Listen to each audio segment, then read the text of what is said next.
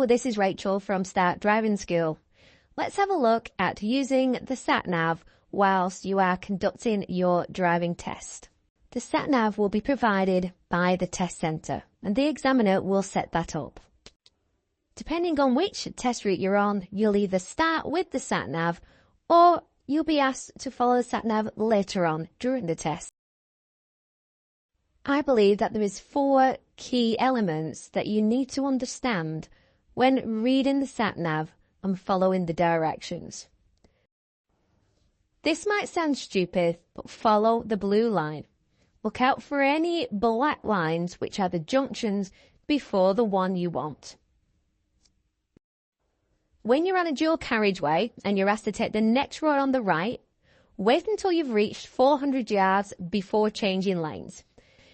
This will stop the drivers from behind changing lanes to the left and undertaking you.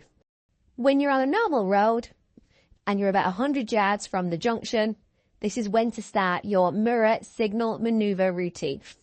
Read the distance on the Satnav to your next turning.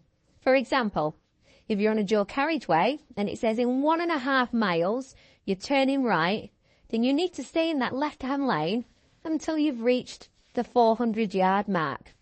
However, if there is a vehicle or an obstruction in the left-hand lane that you need to overtake, then do so and return back to the left-hand lane if there is more than 800 yards left on the Satnav. If you're confused with any of the directions, ask the examiner to clarify.